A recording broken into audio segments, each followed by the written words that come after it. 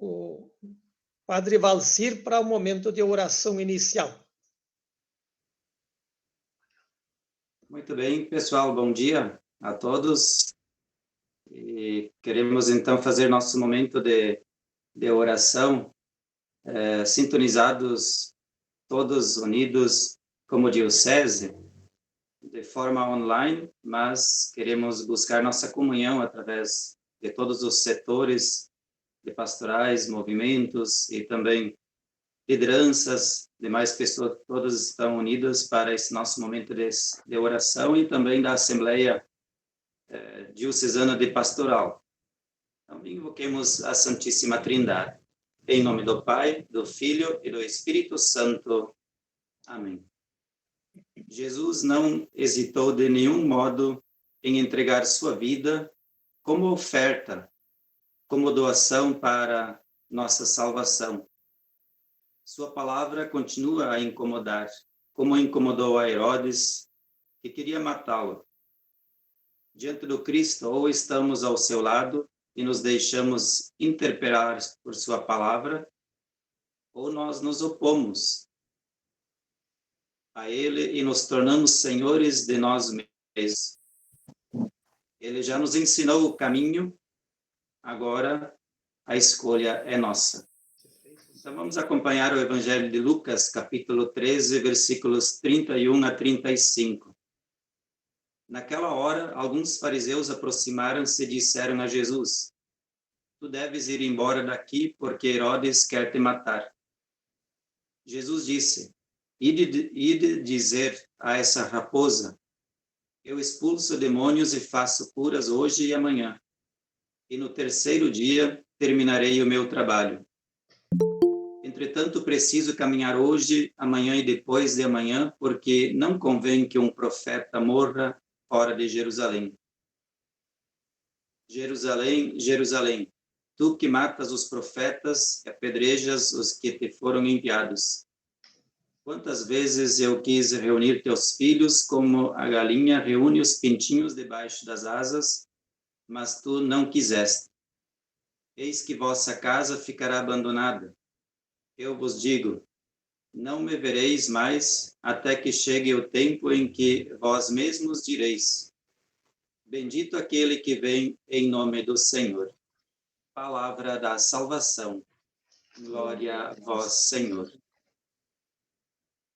Há quem acha que o aviso dos fariseus era maldoso, ou foi sincero, talvez.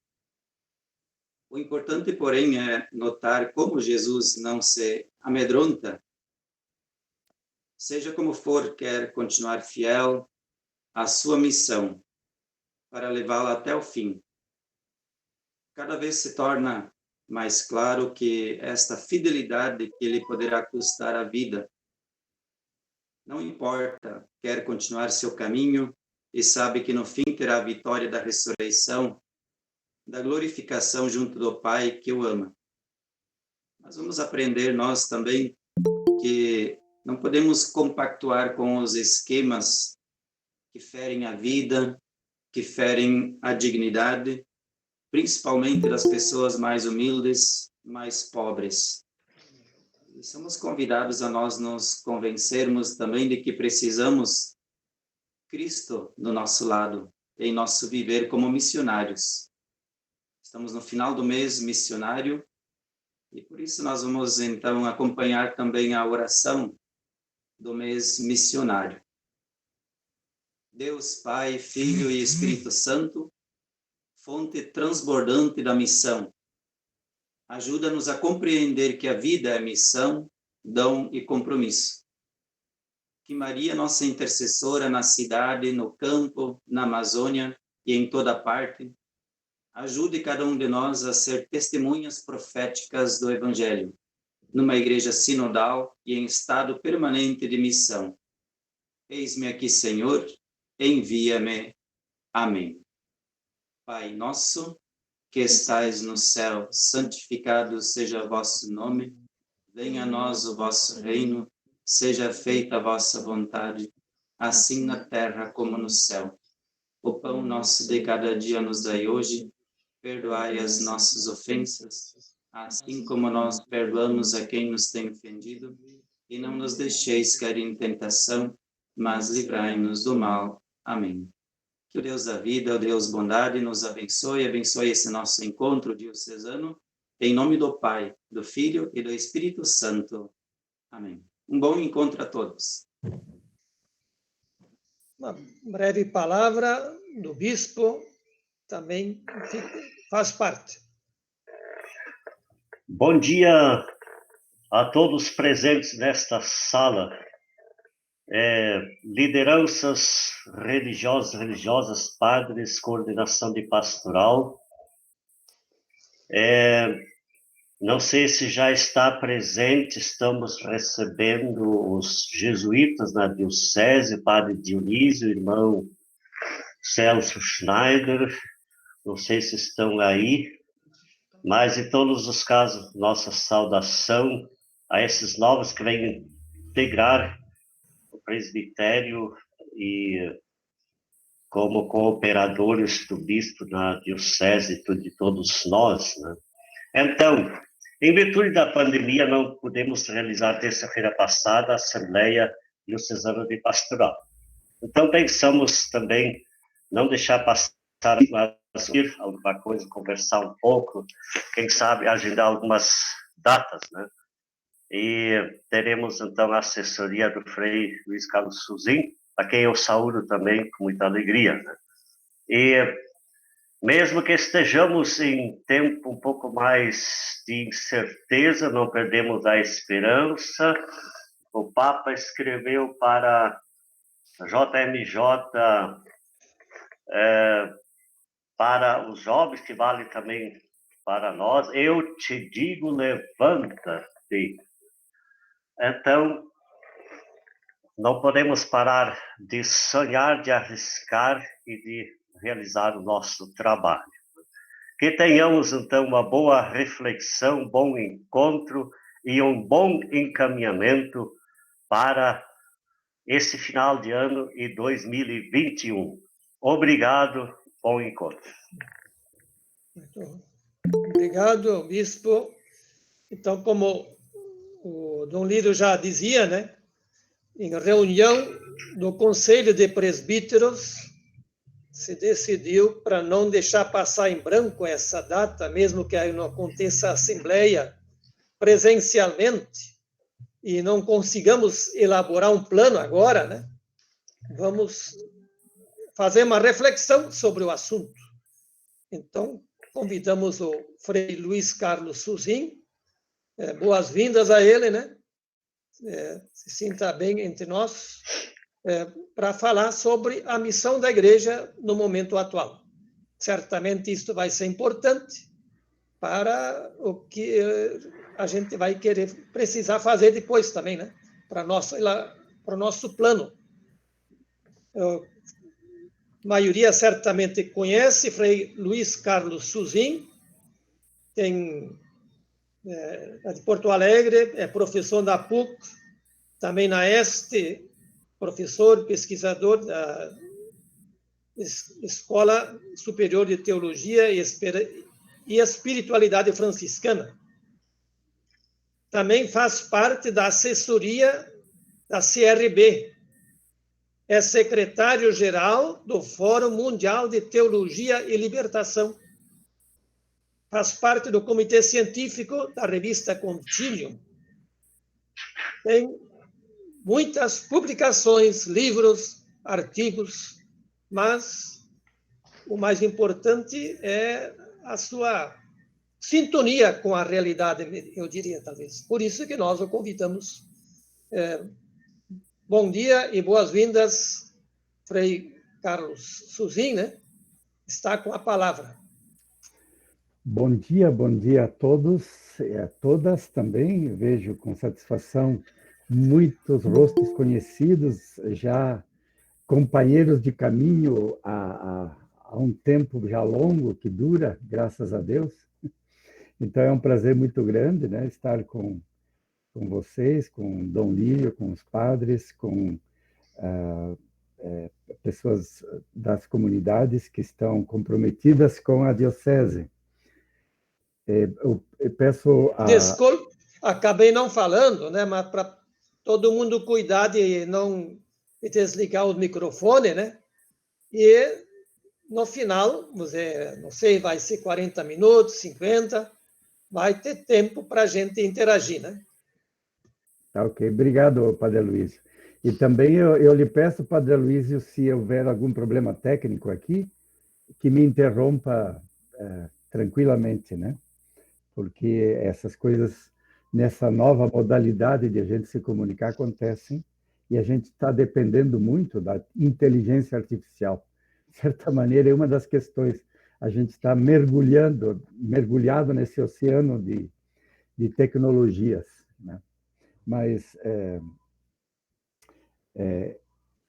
nós vamos, então, nessa primeira parte, de fato, eu espero em torno de, o máximo, 50 minutos, poder colocar aquilo que eu achei que fosse interessante. O título dessa reflexão que me foi dada, né, que me foi passada pelo Padre Aloísio, é A Missão da Igreja no Atual Contexto. E dito só assim, se fosse só assim, seria um título muito amplo, né, muito geral. A palavra missão já é uma palavra imensa, né, abrange toda a Escritura, toda a Igreja e a nossa posição no mundo. Então, na verdade, a nossa missão, nós sabemos que é evangelizar. E a gente já conhece os conteúdos básicos daquilo que importa anunciar e evangelizar. Mas a atualização disso, a operacionalidade nos contextos, é que sempre nos desafia de novo, que precisa fazer releituras disso. Então, eu iria começar um pouco pelo contexto mesmo, né? E algumas coisas são óbvias, a gente precisa nomear nos contextos, mas no final eu espero indicar alguns desafios, alguns aspectos para a nossa missão como igreja evangelizadora. Para a gente ter em conta o contexto, além de tentar fazer um eixo que consiga interpretar a realidade complexa e a gente poderia organizar isso de diversas maneiras, eu queria levar em conta ao menos 3 grandes documentos que o Papa Francisco tem nos ajudado nesses documentos a atualizarmos e a nos contextualizarmos de maneira eclesial, né? Porque se isso vem de uma elaboração que, em última análise, tem a assinatura do Papa, isso nos dá uma garantia, isso é para isso que vale a tradição, é para isso que vale a comunhão eclesial, que isto é da igreja, né? Mas, ao mesmo tempo, tem elementos muito regionais e tem elementos muito próprios, e os elementos missioneiros, bom, aí eu deixo a palavra para quem tem mais autoridade. Nessa contextualização, eu queria começar fazendo um aceno a esta situação em que nós estamos vivendo, que, além de ser uma questão de pandemia, é uma questão de restrições. E as restrições a quais estamos obrigados por causa da pandemia é que estão dando um novo formato que está mais longo do que a gente imaginava no começo. Então, isso seria um primeiro aspecto. O segundo é o crescimento cada vez maior e mais complexo do pluralismo. Pluralismo, de modo especial, pluralismo cultural e, dentro dele, do pluralismo religioso. Um terceiro aspecto da realidade ainda, da contextualização, é aquilo que está na Evangelii Gaudium. Eu dizia que são 3 documentos que eu quero seguir mais de perto, embora eu não fique nomeando muito esses documentos, mas eles estão aqui na minha frente, em todo caso, estão os 3 aqui. é a Evangelii Gaudium, a Laudato Si e agora a Fratelli Tutti, que, aliás, no primeiro capítulo também nos contextualiza de uma maneira surpreendente. Mas o terceiro ponto, depois do pluralismo, é a crise do compromisso comunitário, é o título do segundo capítulo da Evangelii Gaudium, e que nos preocupa muito pastoralmente. A gente vê isso mais ou menos por todo lado, né? Como segurar bem e cultivar bem a dimensão comunitária da nossa fé cristã, porque sem comunidade não há salvação. Isso nós dizíamos de outra maneira, fora da igreja não há salvação, né? Mas a gente pode atualizar isso de uma maneira comunitária e realmente as comunidades é que estão modificando muito a ideia de comunidade até. E o último ponto que eu queria salientar, que é um aspecto que parece menor, porque ele está apenas lá dentro do primeiro capítulo da Fratelli Tutti, e que tem como título lá o fim da consciência histórica. O fim da consciência histórica também nos aponta alguns elementos que nos preocupam. O principal deles nós estamos nomeando como fundamentalismo, né? O crescimento do fundamentalismo, quase como uma reação para onde foi parar uma modernidade que parece que está no comando sobre nós. Então, depois disso, claro, né, eu tenho ali cinco aspectos que eu gostaria de colocar como desafios para nós, depois de passar um pouquinho, na medida do tempo, da possibilidade do tempo, 5 aspectos que desafiam a missão da igreja. Primeiro, a recuperação da consciência histórica e, portanto, aí a questão da formação, do estudo é fundamental. O segundo, o cultivo de laços de comunidade e o sentido de pertença como uma ação que se torna urgente, que tem que ser atualizada. O terceiro, a abertura ao diálogo de forma universal, isso se concretiza sobretudo através da hospitalidade para migrantes. O quarto elemento, o diálogo que tem que se estabelecer em diferentes níveis. E o quinto, a interconexão da comunidade com o paradigma ecológico. São os 5 pontos que eu gostaria de apontar. Bom, mas eu disse isso tudo na forma de uma introdução, uma introdução muito geral. Eu queria começar pela primeira contextualização, que é essa muito concreta mesmo, e que nos afeta, a gente vê que afeta as pessoas, inclusive emocionalmente, psiquicamente, que é a nossa situação sanitária, né? A pandemia. É uma das palavras que está no topo das trend, não sei como é que se chama isso, mas aquelas que estão mais sendo comentadas durante o ano inteiro, né? Nós, quando houve o começo das restrições para poder controlar, nós pensávamos que iria ser 20 dias, máximo um mês. Um mês a gente achava até exagerado, bem no começo.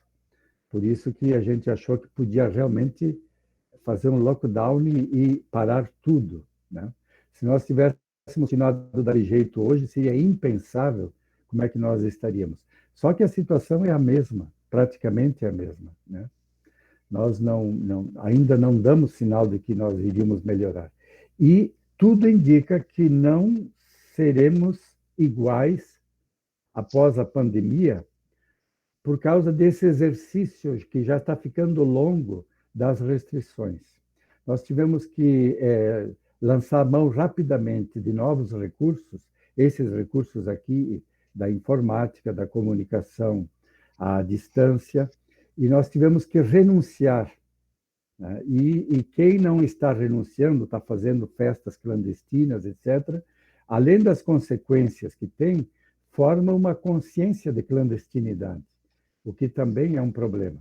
Mas, de qualquer forma, assim como Saint-Exupéry dizia que São os mineiros que estão lá embaixo da terra, aqueles que mais sabem valorizar o sol. Nós estamos aprendendo, certamente, a valorizar os contatos presenciais. Nós estamos, de alguma forma, chocando, amadurecendo dentro de nós, gestando o valor do contato presencial, da corporeidade, né? Porque a saudade já está muito grande de a gente poder abraçar pessoas, de poder se mover junto com as pessoas, de poder tomar um bom drink uns junto com os outros e assim por diante. Então, isso vai nos dar essa sensibilidade, só que, por enquanto, está se cristalizando uma sensação de perda de rumo, né? Que é um fenômeno que a gente pode perceber em alguns sintomas, né? Aqui em Porto Alegre, por exemplo, nós estávamos conversando ontem era dia de São Judas, eu moro aqui na casa paroquial da paróquia São Judas, estávamos de festa, e no final do dia o arcebispo celebrou conosco, depois sentamos para comer alguma coisa aqui na nossa casa, e como tudo é com restrição, é sempre bem pouquinha gente, vocês sabem que numa certa intimidade da mesa a gente vai conversando aquilo que não se diz em público, né? Mas nós estávamos conversando sobre esses sintomas aqui na região. E um deles, que é bastante preocupante, é que saltou enormemente o número de suicídios e as tentativas de suicídios.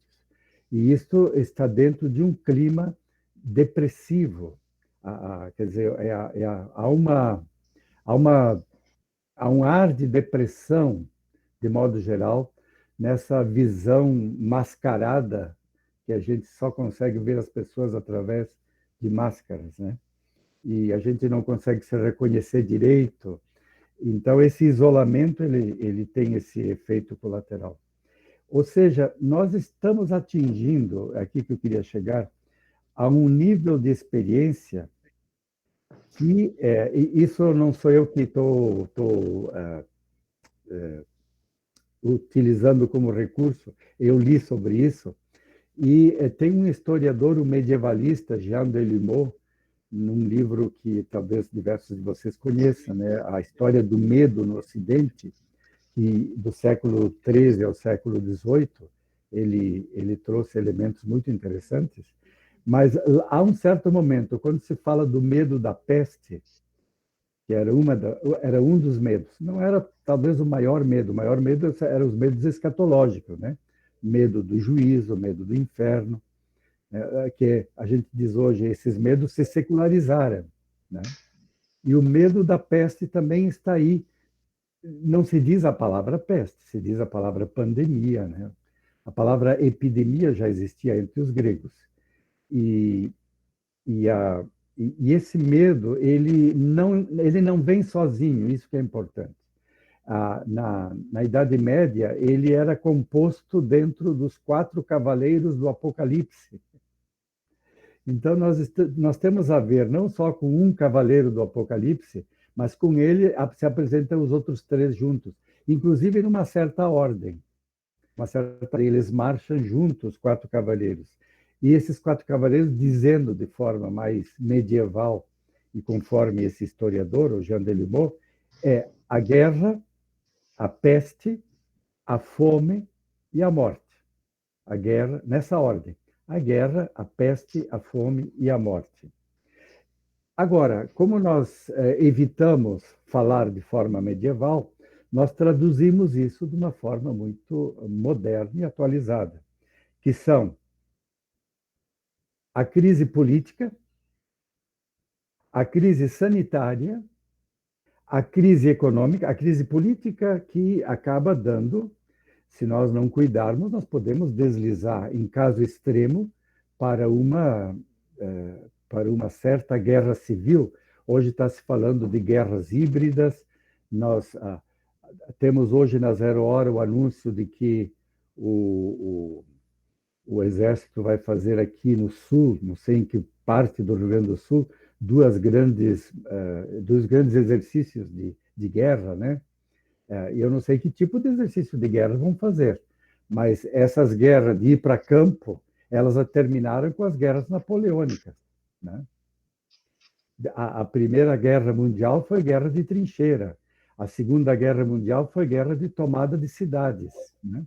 E agora nós estamos já numa quarta geração, numa quarto modo de fazer guerra, que está se chamando de guerras híbridas, né? Guerras econômicas, guerras diplomáticas, guerras agora de infiltração tecnológica. Temos um outro modo. Eu não sei como é que o Exército vai nos defender dessa guerra híbrida, né? Mas, em todo caso, é apenas uma das questões, eu não vou entrar muito nisso, porque nem sou especialista nisso, mas, digamos, aquilo que nós estamos chamando de sintomas fascistas, que claramente a gente pode observar, né? Só não observa quem não quer ou quem está tão dentro do sintoma que não consegue tomar distância para enxergar. Então, é uma forma da problemática social e que tem alguns elementos, né?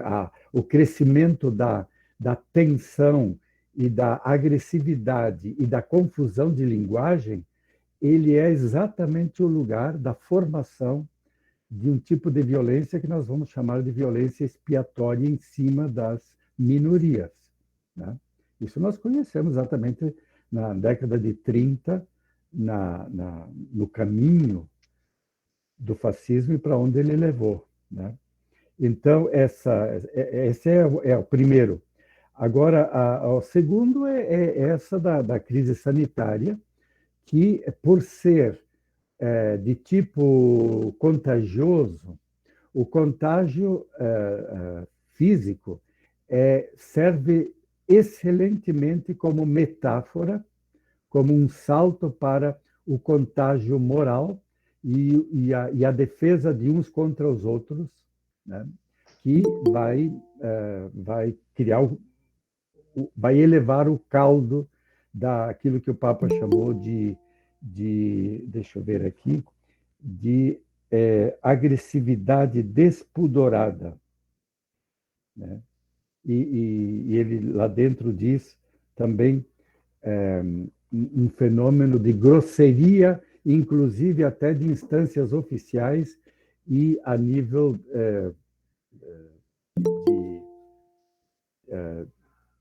das novas formas de comunicação, né, na mídia.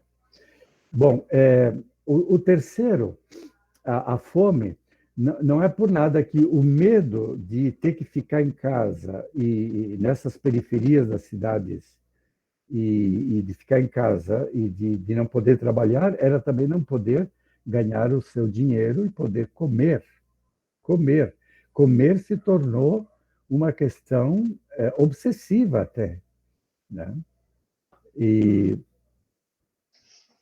isso vem junto. E, finalmente, claro, né, o que nós mais tememos, e o resultado último, é o cavaleiro final, aquele que chega no final e faz o nó final, que é a morte em massa, né? A sensação, mesmo que ela, digamos assim, objetivamente não aconteça, pode dizer, bom, mas tantos milhares também, se você soma uma população de mais de 200 milhões de pessoas, 160, 200 mil pessoas que morram num ano, está nas estatísticas normais da renovação da população. Mas nós temos que ver como isso é representado na imaginação e nas emoções das pessoas, né? A morte, digamos, se aproximou do nosso cotidiano de uma forma muito mais brutal, né? E para terminar esse aspecto, esses 4 cavaleiros marcham juntos no sentido daquilo que se diz hoje, e a Laudato Si insiste, mas era já do paradigma ecológico já uma insistência de que tudo está interconectado. Tudo está interconectado. De tal forma que a gente nem sabe direito qual é o primeiro que aparece desses 4 cavaleiros, né? E qual é a consequência, né? Porque vocês sabem que há hipóteses sobre o surgimento desse vírus. Essa hipótese nos leva também à possibilidade de outros, né? Até estudos que fazem essa hipótese bastante fundamentada de que a Amazônia, nos seus milhares de anos intocável, guarda lá dentro também centenas ou milhares de vírus, né, de vida invisível que poderá nos surpreender se nós continuarmos desflorestando. Então, a gente se sente numa sensação de insegurança, que, aliás, tinha sido anunciada já, né, já há diversos anos, cientistas, né, o Bill Gates tinha seguido alguns cientistas e tinha dito isso publicamente. Nós temos que nos preparar para pandemias, inclusive no plural, né? Bom, eu fico aí nessa introdução contextual, mostrando que nós... a pergunta é: como seremos nos próximos anos, né? Como seremos na nossa vida em comunidade, na nossa vida em sociedade? Como é que nós continuaremos ganhando o nosso pão de cada dia nos próximos anos? Nessa interconexão e nesse hábito que nós já começamos a criar da restrição,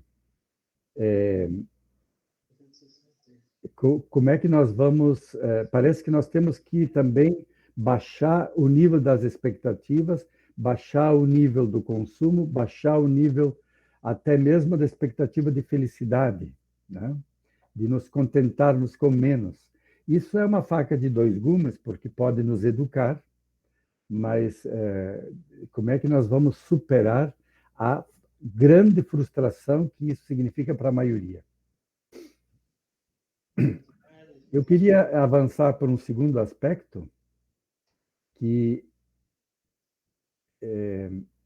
aqui mudou um pouquinho o quadro. Eu posso continuar? Está indo bem assim? Mudou a minha paisagem aqui na minha frente. Tá bom, tá, obrigado. Então, um segundo ponto.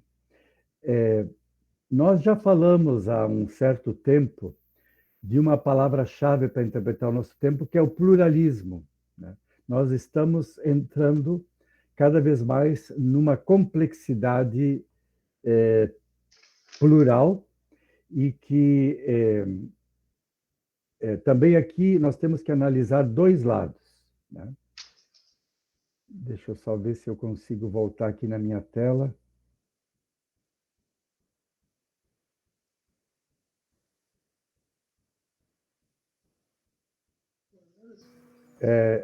Se alguém de vocês aí se chama o Vídeo Barão, eu acho que ele está movendo aqui a tela e deixando a tela diferente. Aqui diz que é o Vídeo Barão. Isso faz parte do nosso novo modo de nos comunicar, viu? Bom, então, retomando, isso, agora voltamos. Ok. Então, o segundo ponto, o pluralismo, ele tem 2 lados, né? Porque ele pode ser uma chance realmente de nós termos uma nova maneira de nos posicionar na sociedade, inclusive como igreja, até mesmo como instituição, mas sobretudo como pessoas, né? Mas também traz desafios bem complexos. O pluralismo, em primeiro lugar, se poderia dizer, de uma maneira mais superficial, que ele é fruto desse caminho que fizemos de uma das características da modernidade, que são as autonomias. A autonomia que leva àquela bandeira da liberdade, dos 3 grandes valores da Revolução, do Iluminismo, da Revolução Francesa, liberdade, igualdade e fraternidade, nessa bandeira da liberdade, a liberdade foi, sobretudo, emancipação e autonomia, que era a palavra de ordem, inclusive, do iluminismo, né? Pela racionalidade, pela compreensão, pelo conhecimento, cada um sair da infantilidade de depender da autoridade, do que a autoridade mande ou ensine, para poder ser sujeito de si mesmo e sujeito da sua educação, sujeito das suas decisões e assim por diante. Então, a autonomia nos leva a um pluralismo que chega até as individualidades, né? Cada individualidade é uma realidade dentro do pluralismo, né? Senão nós estaríamos todos aqui mais ou menos de batina, né? Tudo uniforme, mas nós estamos aqui num colorido de vestuário, só para dar um exemplo do que significou o caminho para o pluralismo, né? Mas também esse pluralismo ele está retratado muito bem nas cidades, sobretudo as cidades médias e grandes cidades, né? As cidades pequenas, cidades mais tradicionais, elas guardam uma organicidade ainda, né? Que tem uma praça no meio, tem uma igreja com a sua torre à beira da praça, porque a igreja e a praça, segundo as regras até coloniais, tinham que estar juntas, né? Mas não vê mais isso nas grandes cidades. As grandes cidades, elas criaram policentros, né? Mas não só criaram policentros. Entre um centro e outro centro, dessa situação plural da cidade, de polos, se criaram vazios também. Eu acho que uma representação muito interessante apareceu ultimamente com a crise sanitária, foi a tensão entre os condomínios de alto padrão lá em São Paulo e aquela grande comunidade que se poderia dizer que seria periferia, mas que não é propriamente periferia. Ela está lá no meio, que é Paraisópolis, né? Paraisópolis é uma grande comunidade meio caótica, construída de qualquer jeito, né? Cheia de becos meio tortos, que é o nosso pessoal de periferia, a gente costuma dizer assim. Mas uma periferia que está entre aqueles condomínios, né? Esses vazios são, ao mesmo tempo, caóticos e altamente criativos, porque tem muita gente e tem muita energia. Ali tem muita energia. Aí tem também inteligência. E aí também tem luta para viver, né? Então, isso no meio de condomínio, de pessoas que são aqueles que pertencem às classes hegemônicas, né, da cidade, isso faz com que haja o retorno do recalcado, para usar uma palavra da psicanálise, né? O retorno do recalcado. E esse retorno do recalcado, em termos culturais, é a emergência das culturas envergonhadas, né? Por isso que a vidas negras importam, por exemplo, e há uma reação generalizada nesses ambientes com a repressão policial, né? E também há uma tensão com os bacanas, como eles chamam lá no Rio de Janeiro, que é aqueles que moram nesses grandes condomínios de luxo, um ao lado do outro. Isso nós já vínhamos notando, mas cresceu enormemente enquanto tensão. E a crise sanitária colocou ainda mais em evidência. Aquilo que nós dizemos se tornou visível, aquilo que parecia aos olhos de quem não está sendo, não está sofrendo isso,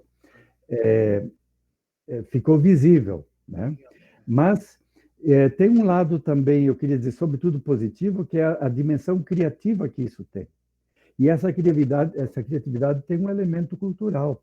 Por exemplo, a emergência das culturas indígenas que nunca se autoafirmaram tanto depois de todo esse período de silêncio, de envergonhamento, de periferia, nunca elas se colocaram tão no centro, nunca marcharam tanto sobre Brasília, né?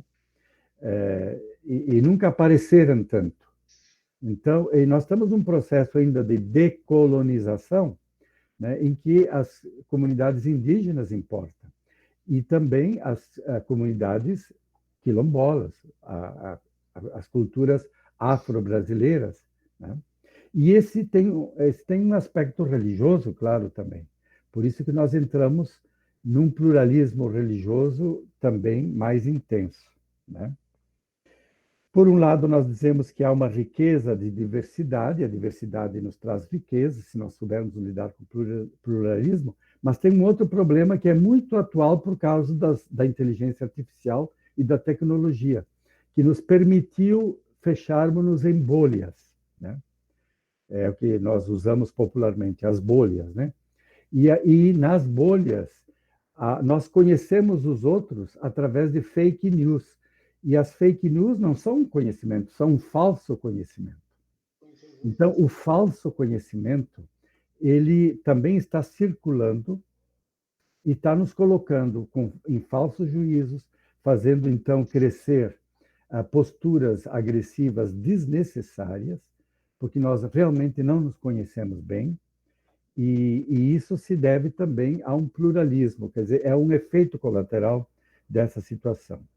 E é claro que, nesse ponto do pluralismo, o único remédio é aquele que vem sendo uma insistência também agora do Papa Francisco e que na Fratelli Tutti volta com muita organicidade na forma de se expressar, que é o diálogo, né? O diálogo. Mas o diálogo que busca a verdade, né? Ele até chama atenção, os consensos não podem ser feitos na forma de uma cumplicidade com a mediocridade, ou vamos nos contentar em negociar e ficar a meio caminho. Também isso não é trilhar um caminho sólido, né? O diálogo tem que ser feito como busca da verdade.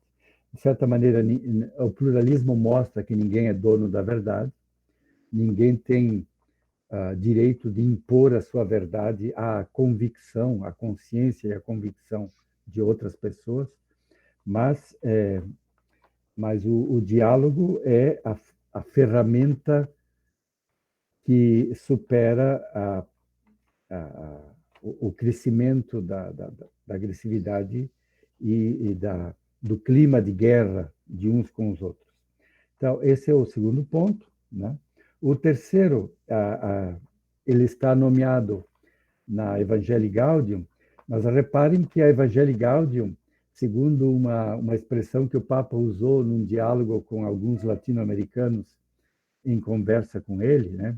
Se vocês lembram bem, a CLAR, a direção da CLAR tinha feito um diálogo logo no início, ele recebeu, sentou junto e conversaram, como nós conversamos ontem à mesa com o nosso arcebispo aqui de Porto Alegre. Essa turma conversou com o Papa, que inclusive tinha um argentino e um chileno, que eram praticamente companheiros dele, né? Depois alguém lá, argentino, chileno, não lembro bem agora, andou falando demais em público, né? O amigo do rei tem que se comportar bem, né? E parece que não tinha ainda caído a ficha, mas na ocasião, o Papa disse que a Evangelii Gaudium era o modo mais simplesinho de traduzir o documento de Aparecida. Disse diretamente assim, né? E se a gente vê, há uma continuidade de magistério entre a tradição latino-americana, que a Aparecida também recuperou, né? Portanto, você coloca aí Medellín, Puebla, né? E os pontos que foram marcando o nosso caminho com bastante contextualidade, né? E, claro, uma linguagem mais literária da forma dele, uma linguagem mais simples, realmente uma linguagem pastoral que permite que mais gente possa ler isso, não como um documento que geralmente soa de forma um pouco pesada, abstrata, né?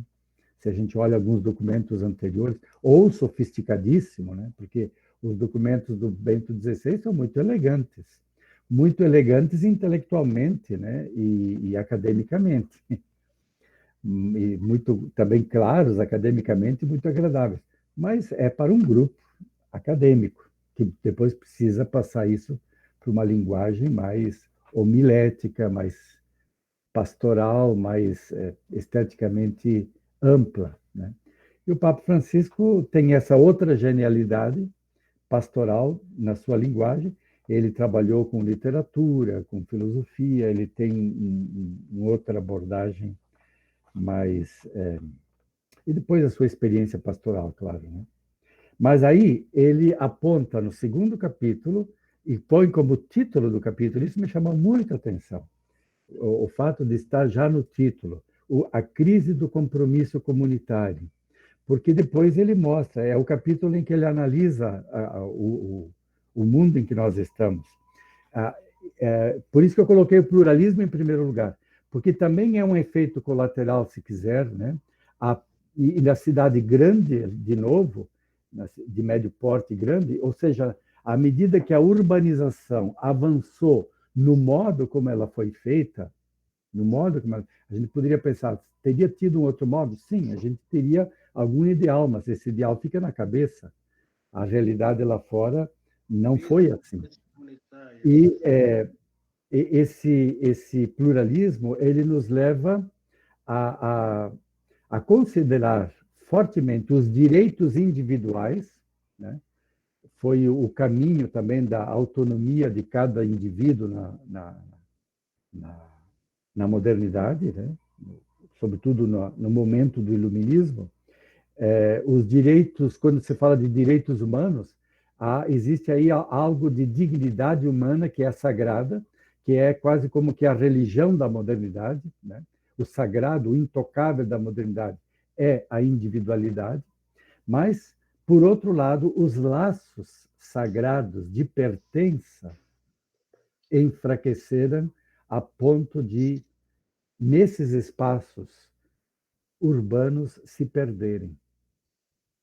E a gente perde a sensibilidade para com o outro, né?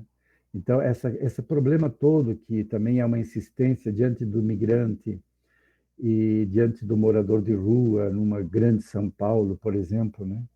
Vocês talvez viram agora aquele empresário maranhense que amarrou um mendigo, ontem, né? Um mendigo atrás da caminhonete e o arrastou até morrer.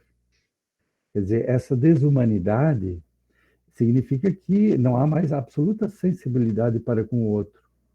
E isso é apenas um sintoma lá em cima, uma bolha que aparece naquilo que está fervendo, que é a forma defensiva e agressiva. O outro parece que está ali como uma figura invasiva na autoproteção de cada um, de cada pequeno grupo fechado na sua bolha. Então, as nossas cercas de eletrificadas, etc., elas aumentaram enormemente. Os vidros escurecidos dos nossos carros, essa intolerância crescente, né? E tudo isso mostra que hoje formar uma comunidade, sobretudo nesses ambientes massificados, é talvez o maior desafio pastoral que nós tenhamos, né? A renovação e o fortalecimento de laços comunitários, né? Porque se a Evangelii Gaudium colocou até como título da análise que ele faz, que o eixo central ou o problema central que nos afeta como igreja é a perda do sentido de comunidade, a Fratelli Tutti fala diversas vezes, agora já mais positivamente, na necessidade de raízes, na necessidade de pertença, de sentimento de pertença, né? Porque a gente, com a autoafirmação, acaba ficando flutuando numa solidão cada vez mais insuportável, né? Por outro lado, a um certo momento da Fratelli Tutti, ele aborda um outro elemento que é muito interessante para o nosso tema, que é a integração e a boa dialética, digamos assim, entre aquilo que é local e regional, e aquilo que é universal. né? Aquilo que é universal, que isso não significa que uma cultura se universaliza e se impõe sobre as outras. Isso nós tivemos na história da colonização, que vai desde a Grécia arcaica, se quisermos recorrer à história do Ocidente, né? A história do Ocidente é uma história de colonização, de conquista, de guerra ao outro, de não reconhecimento do outro, né? E na modernidade nós não melhoramos isso, né? A escravidão moderna, ela foi tão ou até mais cruel em alguns aspectos do que a escravidão romana, por exemplo, né? E foi globalizada. E, e, a, e assim outros elementos também de pretensa universalidade, né? A invenção do eurocentrismo e assim por diante. E agora, essa cultura dos meios, cultura dos meios que já não são mais meios. Por isso que eu dizia, nós estamos mergulhados num mundo de inteligência artificial, de tecnologia, de tal maneira que a gente não pode mais falar de meios, a mídia, né? A mídia não é só meio, a mídia está nos nutrindo. A mídia é um seio que nos envolve por todos os lados. Ela nos nutre, ela nos faz pensar, né? Ou ela limita o nosso pensamento, é ela que nos entretém, né? Por isso que uma autora lá em São Paulo, analisando o atual momento, ela escreveu um livrinho cujo título é Celular do Celular, né? Celular do Celular, né? Um estudante de teologia que eu achei que era argentino, porque ele falava um sotaque muito argentino em espanhol, na verdade ele era alemão. Então, quando eu perguntei para ele, mas você não é argentino, não? Ele disse, não, eu resido, eu tenho meu endereço, aliás, eu tenho meu endereço na Alemanha, mas eu moro mesmo na internet. Isso ele disse há 10 anos atrás. Isso tem se acentuado de uma maneira que nós não tínhamos programado, né? A gente está se conseguindo se encontrar dessa maneira, quando a gente se consegue, né? E ela está nos absorvendo em todos os sentidos. E agora entrou esse recurso, né, de inclusive participar das celebrações pelo celular ou pelo computador, mas a maior porcentagem de pessoas, ao menos aqui na região foi feita uma sondagem, assiste às celebrações pelo celular. E aí a gente volta realmente a assistir, né? E não, do que propriamente participar no sentido como nós entendemos até agora, né? Participar pelo celular, nós teremos que pensar, então, que a participação ganhou outro sentido. Mas isso não é a forma da universalidade pensada pelo Papa. Pensado por ele, a universalidade é estar aberto àqueles que chegam desde outros horizontes, de outras regiões do mundo. A nossa universalidade não tem que ser pensada colonialmente a partir de cima, mas tem que ser pensada a partir daqueles que chegam pedindo socorro a partir de fora. Isso é muito operacional, é muito operacional. Nós vamos perceber a globalização à medida que nós nos abrimos às pessoas que precisam migrar, basicamente, assim para dizer em poucas palavras, né? Vamos para o ponto seguinte aqui no nosso percurso, é o último aqui das constatações da contextualização, que é o fim da consciência histórica. Isso vocês podem encontrar na Fratelli Tutti, ela já está por aí andando também na internet. Ela começou mal no nosso português, porque até mesmo no site do Vaticano, quem traduziu para o português provavelmente foi alguém de Portugal, porque tinha muita coisa em português de Portugal, mas tinha muito erro de concordância pronominal e tal, que se vê que é alguém muito influenciado pelo italiano. A gente percebia claramente isso no texto. Ficou um pouco desagradável de ler, mas eu nem sei se no site está corrigido, mas nós já temos boas edições, todas as nossas editoras já publicaram, né? A Paulinas publicou, a Paulus publicou, Já a... está em nossa livraria, Então, Santo Anjo. ótima informação, né? E claro que ela também é ótima para, como a Laudato Si, e como, a meu ver, ainda a Evangelii Gaudium nos nossos ambientes, são ótimas para estudar por partes, num curso, ou por partes, num curso extenso, né? Um capítulo por semana, um capítulo por mês, sei lá. Organizar, assim, aprofundamentos, porque esses textos são muito fáceis de ler, não tem que fazer grandes elucubrações exegéticas e de comentar, né? Bom, mas dito isso, me chamou muito a atenção, de novo, surpreende esse subtítulo que está lá dentro do Fim da Consciência Histórica, porque coincide um pouco com um pequeno livro também, é um livro pequeno, mas essa sim, uma linguagem extremamente hermética e dá dor de cabeça de a gente ter que enfrentar, do George Agamben, que é um dos bons filósofos do nosso tempo agora, né? E ele tem uma cultura católica de fundo muito interessante, porque ele toma da nossa tradição cristã, católica, sobretudo, né? Às vezes vai lá nos monges do primeiro milênio para buscar recursos. Ele faz um pouquinho o que o Vátimo também já tinha começado a fazer, falando do cristianismo, da fé cristã, pós-cristandade e assim por diante. Então, o Jorge Agamben tem um livrinho que se chama O Homem Sem Conteúdo. O Homem Sem Conteúdo.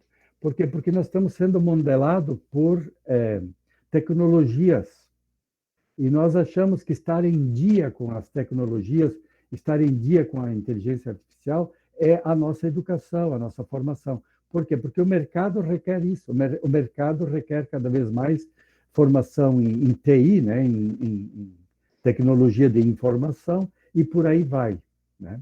Mas isso nos torna cada vez mais consumidores e cada vez mais parece que o que nos contentam são as coisas. Mesmo nessa teologia da prosperidade e teologia da soberania que está nas igrejas neopentecostais,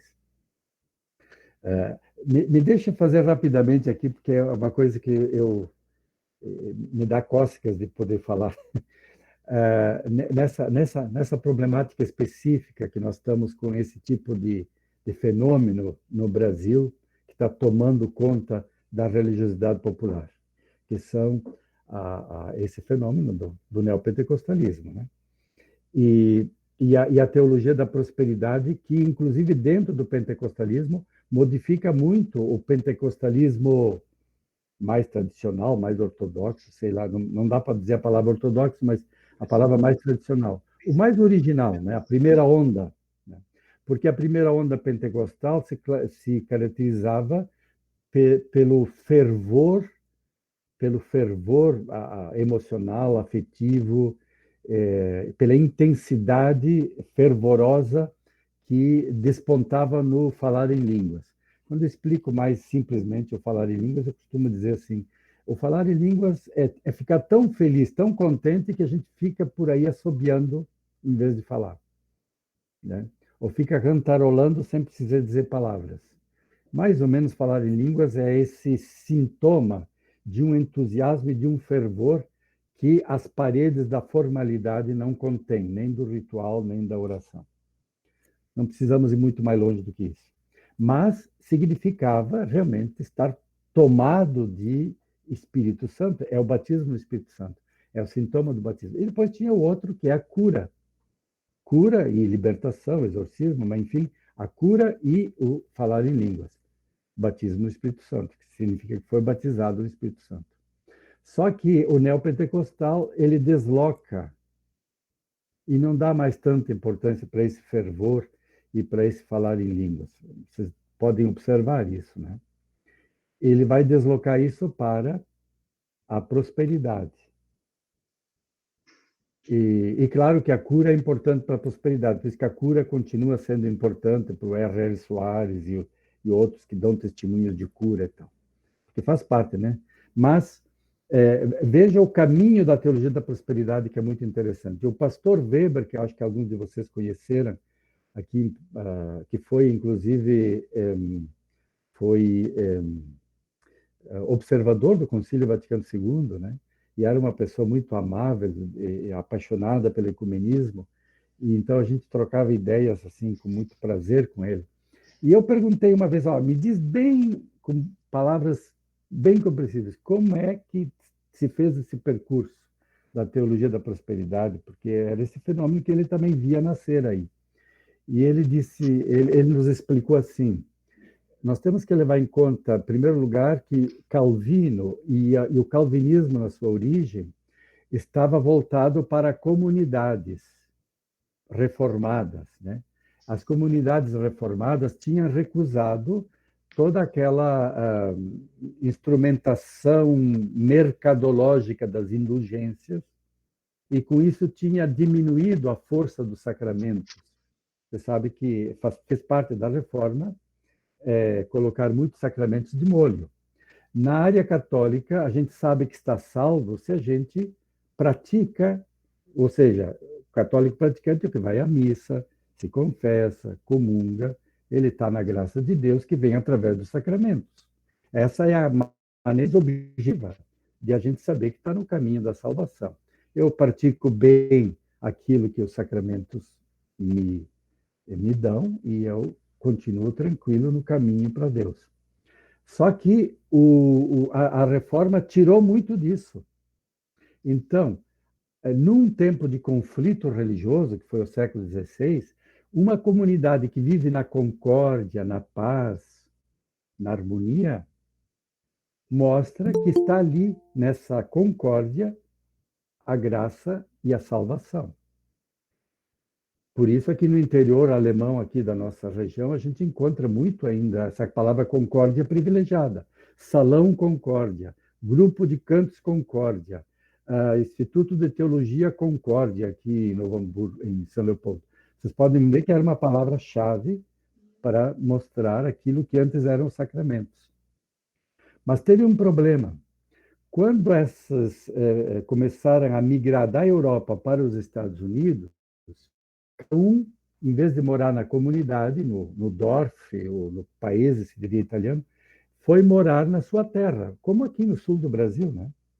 Morar em cima da sua terra. E agora a comunidade é uma coisa eventual, no final de semana, e olha lá se a gente consegue, naquele tempo, né? E as distâncias eram enormes. Então, cada um no seu rancho, cada um na sua colônia, planta batatinhas, as batatinhas crescem bem, uma boa colheita, é aqui que Deus mostra que eu estou sendo abençoado. Há um deslocamento da comunidade para o trabalho e para o bom fruto do trabalho. Ali está o sinal da salvação. Mas veja que isso foi uma maneira rural de medir, rural, enquanto estava no interior. Só que o que acontece, por exemplo, agora vamos para o Brasil, voltando para o Brasil. O que acontece a partir da década de 70? Toda uma migração para a cidade grande. Então, as batatinhas não são mais sinal de nada, não se cultiva mais a terra. Você foi o sinal também aí. Qual é o sinal? Eu estava com dificuldade, eu não conseguia emprego, eu não conseguia isso, não conseguia aquilo. Agora eu tenho carteira assinada, recebo o meu salário, consigo comprar um carro e coloco no carro. Deus me deu esse carro. Então, o dinheiro, é aquilo que eu digo em alguns lugares, o Edir Macedo tinha que ganhar prêmio Nobel em economia, porque o dinheiro se tornou o sacramento. O dinheiro funciona como sacramento. Por isso que eles não têm pudor nenhum em mostrar que estão enriquecendo, que o pastor é rico. Esse é um grande testemunho da salvação e da graça, né? E que é modelo para o que também eles desejam, através da prosperidade. Mas que pode começar pelo carro, ou pode começar por ter agora um novo modo de morar, um apartamento, enfim, integrar-se ao mercado sem ser excluído, sem ser rejeitado por esse mercado que está aí. Claro, são igrejas mercadológicas, né? Elas usam o mercado. E agregarem ao mercado, agregarem à economia a sacralidade da religião, da graça, da salvação. Por isso que ele foi genial na lógica dele, né? Olhando de longe. Bom, então, isso nos faz voltar ao problema do fim da consciência histórica. Porque para isso, a Bíblia só serve como uma legitimação a posteriori. Se utiliza a Bíblia lá no ponto em que ela ajuda a legitimar, né? Então a gente vai pescar lá num profeta, uma coisa completamente secundária para quem conhece o fluxo histórico da Escritura, e que tinha lá o tesouro do templo, onde as pessoas iam colocar os seus. Então se toma esse tesouro do templo e se aplica para o Templo de Salomão, em São Paulo. Quer dizer, um fundamentalismo, inclusive bíblico, assim, sem nenhum desconfiômetro do ponto de vista da historicidade, né? Mas há uma questão, agora vamos deixar de lado essa do fundamentalismo que está assolando o Brasil do ponto de vista religioso, mas o fundamentalismo mais cultural, né? Porque na medida que a gente se torna apenas consumista, a gente se torna também presentista. A gente vive para projetos pequenos. Eu acho que mais do que perder a memória, a gente perdeu o projeto. E o projeto é que nos abre horizonte de futuro, né? E é claro que o projeto do mito do progresso está se sustentando mal, porque a gente sabe que o progresso real é para poucos e cada vez fica mais acumulado em poucos, né? E o projeto se abaixou a nível de ganhar um bom dinheiro para viver com um bom nível de consumo. Esse projeto é o produto final de um tempo que começa na era da industrialização, da reprodução de muitos produtos e de autoextrativismo, né, de autodespesa de energia do mundo, e que agora está tudo em crise, né, com a questão ecológica. Então, esse presentismo, ele não nos ajuda a ter crítica histórica, e não nos ajuda a ter uma consciência de crítica histórica. E é o tal do homem sem conteúdo. Tem muitas informações, tem muitos meios que podem estar à disposição, mas não tem conteúdo histórico, basicamente, né? Então, isso vem para deságua num fundamentalismo cultural, né, que é anticientífico. Vocês observam que junto entra a crise da ciência, né? Na medida que a ciência nos daria uma consciência crítica, ou na medida que a ciência nos ensinaria que manter-se nessa superficialidade não é suficiente, né? Na medida que a ciência mudaria o curso das nossas posturas, a gente recusa a ciência. A gente deveria fazer uma diferença entre fundamentalismo dos pobres e fundamentalismo das pessoas abastadas. Porque o fundamentalismo dos pobres é agarrar-se em tábua de salvação, mesmo que agarrado na tábua, a tábua também vai para o fundo. Mas há um desespero no fundamentalismo dos pobres, que a gente precisa tratar com cuidado. Porque se você tira a tábua, você apenas mostra maior crueldade ainda. O que nós precisamos é oferecer um bote mais seguro, né? Ao passo que o fundamentalismo das pessoas abastadas, né, é aquelas que estão num barco seguro no meio da tempestade e não querem ser incomodadas pelo tudo o resto que está nessa tempestade. Então, elas se defendem para manter o status quo. São dois fundamentalismos muito diferentes um do outro. A gente não pode emparelhar embora tenha certos elementos, sobretudo religiosos, que pareçam iguais. Por isso que, voltando para o Universal do Reino de Deus, tem dia em que vão os desempregados e tem dia que vão os empresários, né? De novo, a esperteza de atender a todos assim, né? Bom, eu queria só terminar com os 5 grandes desafios, então, que envolvem a igreja nesse momento, né? Os 5 grandes desafios. O primeiro é que, para haver uma recuperação da consciência de história, para levar a sério a prática religiosa dentro de uma tradição histórica, que vocês veem que essa salada de fruta que está sendo feita nesse neopentecostalismo é porque também não levam a sério, né? A palavra bispo, a palavra pastor, a palavra templo, né? Até mesmo como eles não podem se aproximar demais da Igreja Católica, eles ainda preservam algumas, não imitam ainda tudo da Igreja Católica, mas eles estão imitando agora o judaísmo, né? Até o islamismo.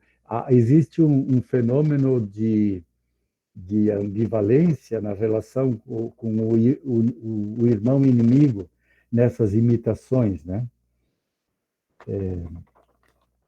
Uma ambiguidade.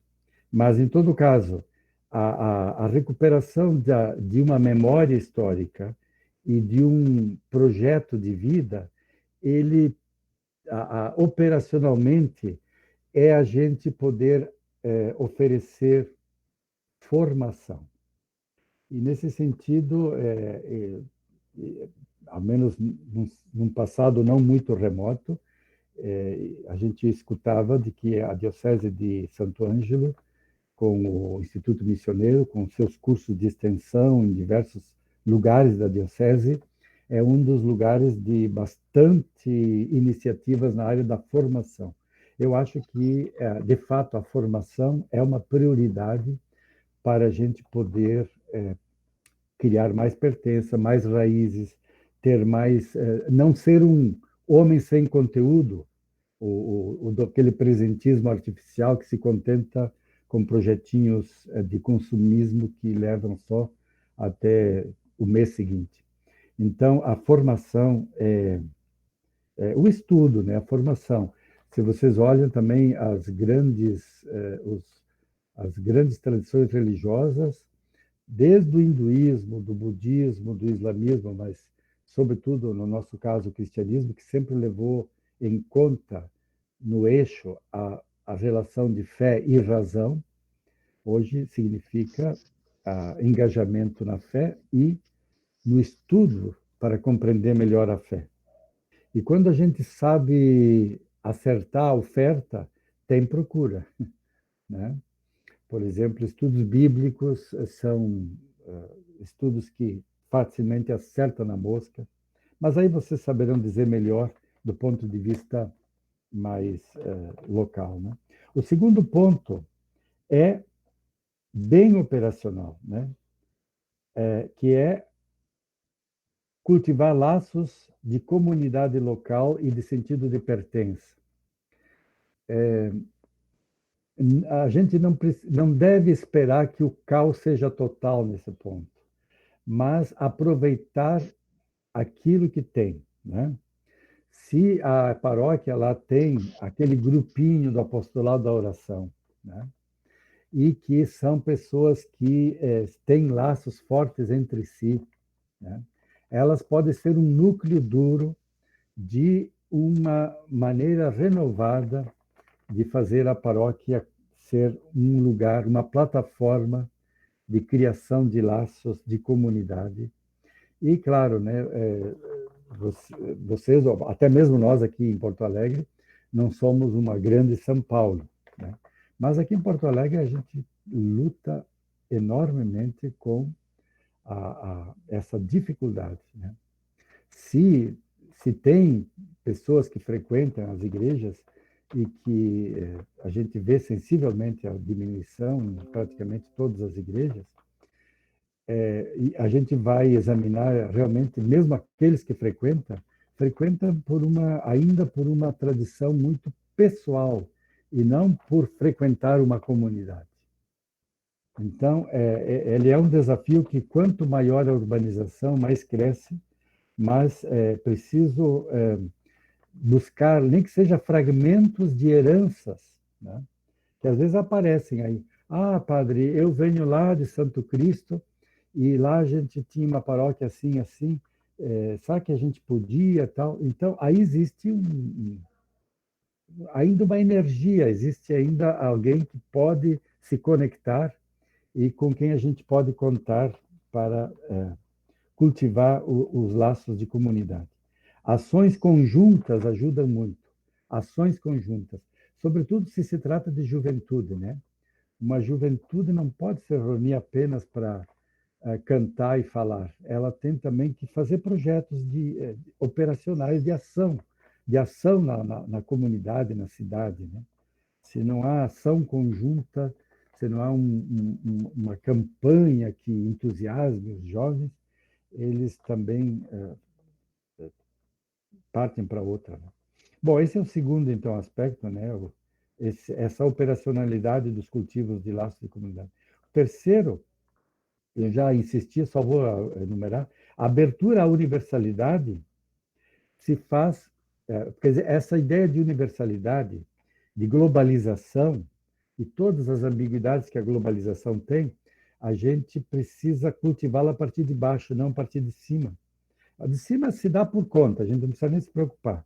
Mas aquela por baixo, que é aquela das pessoas que estão excluídas dos processos que vêm por cima, de globalização, que vem pelo mercado, vem pelas novas formas de trabalho, que exclui muita gente, né?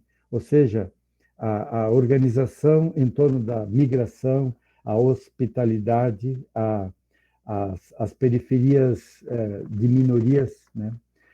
O cuidado de minorias, sobretudo porque elas poderão ser objeto de uma violência crescente se nós continuarmos esse caminho que a gente não sabe direito como parar e onde vai parar. Esse caminho político de confusão de linguagem, né? Porque agora grupos completamente opostos entre si, cada um está chamando o outro de fascista, né? Então a gente não sabe mais nem quem é o fascista. Tal é a confusão de identificação na sociedade. E isso pode aumentar o caldo. Mas aí as minorias é que vão para a panela, viu? E o quarto ponto é o diálogo nos diversos níveis, pedidos inclusive na Fratelli Tutti pelo Papa Francisco, lá na Boa Política, por exemplo, né? Entender que a política é também parte da responsabilidade e do exercício da caridade, do exercício da responsabilidade cristã, né? Aquele exemplo que ele dá lá, nessa área, é muito interessante, né? A gente pode ajudar uma pessoa frágil a atravessar o rio. É um ato de caridade importante do cotidiano. Isso significa que no cotidiano nós fazemos pequenas coisas no cotidiano, mas também lutar politicamente para construir uma ponte sobre aquele rio é o mesmo ato de caridade cristã. Só que é mais sofisticado, é mais complexo, aparece menos, foge um pouco simplesmente do cotidiano, né? Mas esses diferentes níveis precisam ser conjugados. Então, o diálogo nos diversos níveis. Claro, o religioso, o econômico e político andam juntos nesse sentido. E o último aqui, o quinto que eu coloquei aqui, é a interconexão da comunidade com o paradigma ecológico. Eu diria assim, sobretudo a juventude, os adolescentes, os que estão nos processos de iniciação, na catequese, eles são muito sensíveis a esse paradigma ecológico. São mais sensíveis do que nós com mais idade. Então, essa energia, essa inspiração para conectar e tecer laços de comunidade num espaço ecológico mais amplo da região, né? Local, porque isso importa. E até mesmo o vírus, até mesmo essa crise sanitária nos mostra o quanto tudo está interconectado. Até os 4 cavaleiros do Apocalipse estão interconectados, para dizer de uma forma extremamente apocalíptica. Mas isso nos leva um pouquinho àquela condição que os povos andinos chamam de summa causae, né? A sociedade do bem viver. Mas o bem viver tem a comunidade no centro, cada pessoa é membro da comunidade, ele se afirma como membro de uma comunidade, a comunidade do centro, mas essa comunidade conectada com o seu espaço mais amplo, né? Que eles chamam, às vezes, de Pachamama, ou seja, com o ambiente de vida, que não é só a comunidade, a vida não termina na fronteira da comunidade. Pelo contrário, essas fronteiras que são necessárias para ter identidade, né? A identidade supõe fronteiras, mas as fronteiras não são muros, como o Papa insiste, são lugares de intercâmbio, de troca, de pontes e de hospitalidade e de troca de dons. E isso se faz também com as outras formas de vida ao nosso redor.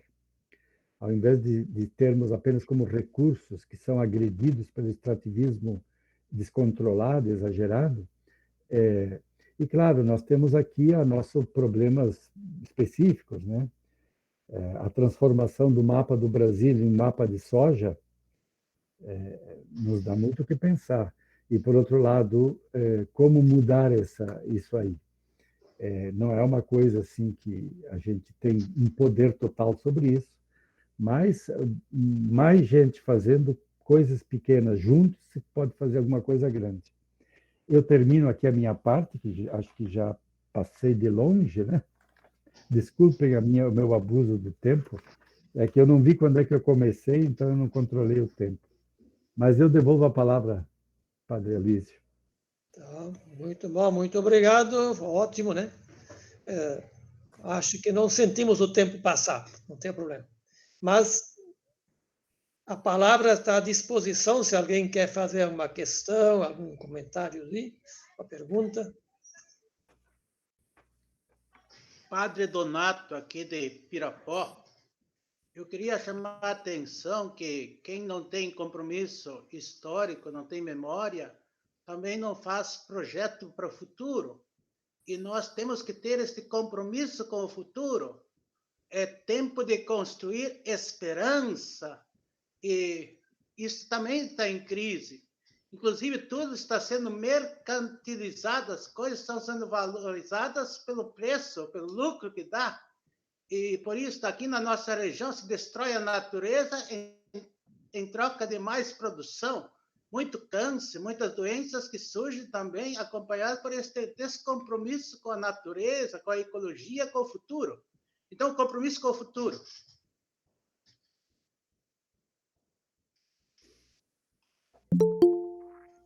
Talvez mais alguém antes de o Frei retornar. Suzinho? Pedro, prazer te ver. Rapaz, que bom vê-lo de novo, Suzinho. Volte mais vezes. Mas quando você falou dos grandes condomínios versus periferias, fiquei pensando um pouquinho. Eu acho que ali entendemos também quando o Papa insiste tanto numa igreja em saída, porque nós, como clero, também nos sentimos um pouquinho como um condomínio meio superior, né? E a igreja também sempre vai ter a tentação de se fechar num condomínio. De vez em quando, se arrisca uma saída para as periferias, meio como estranho. E que tipo de igreja, então? Né? Toda essa parte, né, que o Papa insistia tanto que preferia ver uma igreja suja e ensanguentada do que uma igreja com cor branca, amarela, né, de tanto se resguardar das periferias e das guerras do mundo, né? Então, acho que nós, claro, temos a tendência também, ou a tentação, e por isso a dificuldade também de sair para as periferias existenciais, mas também materiais, o que o povo enxerga em nós, enfim, né? A própria pandemia agora, nós nos fechamos, primeiro cuidar do meu corpo, né? Depois, é claro, é uma obrigação nossa, mas aí aparecem um pouco os sintomas também das nossas tentações, né? E quando o Papa insiste tanto na abertura, nós temos dificuldade real de nos soltarmos e então vamos, né? Então vamos. E nós preservamos a nós em primeiro.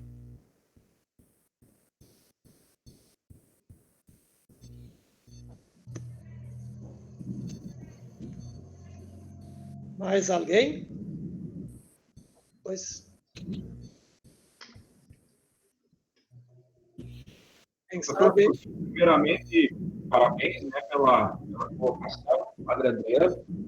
É uma alegria poder lhe escutar, né, e toda essa perspectiva, essa colocação aí que nos coloca dentro dessa realidade.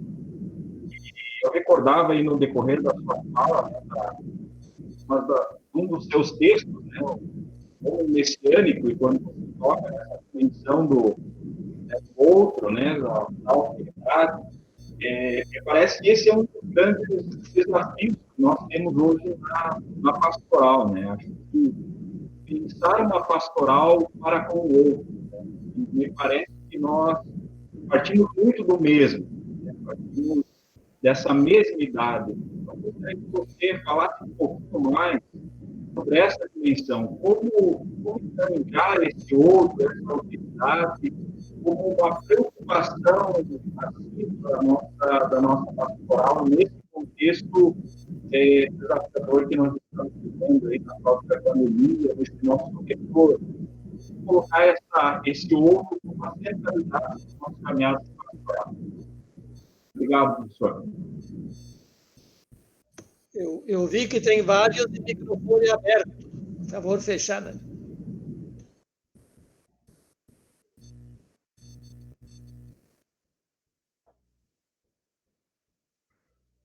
Está com a palavra, Frei. Obrigado por esses comentários. O último comentário do Adriano, né? Ele me provoca aqui para... eu diria, de fato, desde os tempos de doutorado, eu me dediquei a essa questão que é levantada por um judeu, né? O Levinas, por um judeu que colhe os resultados trágicos do que foi o fascismo e a Segunda Guerra Mundial, e que agora há elementos hoje que são muito parecidos com a década de 30, que foi o caminho que levou para aquela tragédia, né?